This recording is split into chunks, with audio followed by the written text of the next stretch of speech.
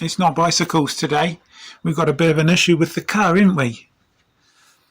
This beast has got 4 coils under here. It's just had its spark plugs replaced by the mechanics, and I think we might have a coil issue. So today I'm going to get into those coils and test them with the multimeter to see if we've got resistance across the right pins.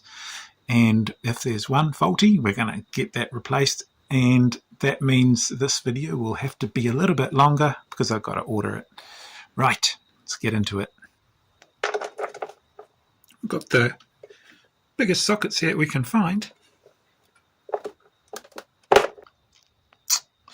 Well, I'm pretty sure there shouldn't be water in where your spark plug is. And you can see there's water down there. That's not right. And there's water all up on here. So I don't know where that water's coming from.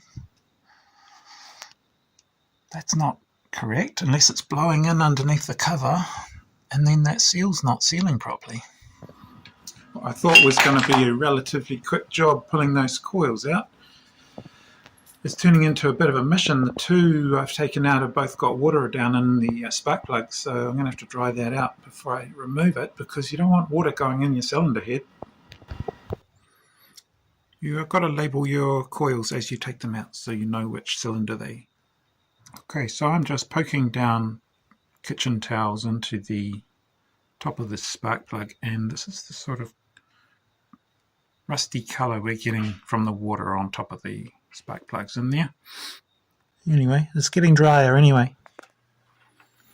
Okay, so another video has said we should be testing pin 1 and 2, 1, 2, 3, 4, 1 and 2, positive on the left, negative on there, and then we get 3.8 ohms. This one should be the same, 3.8, 3.8. 1, 2, 3, 4 ignition coils are back in place as they were, with 1, 2, 3, 4 spark plugs underneath them. Cleaned, everything's dry.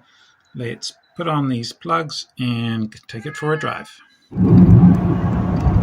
Well, if you can hear me, I've gone out for a test drive in the car. All the coils have been cleaned and dried off. The spark plugs have been polished, and I'm not feeling any evidence of a shuddering or stuttering of the timing of the engine. So we might have temporarily fixed that one, and so that's a good thing. I'll leave this video here for now, and we'll catch you on the next one.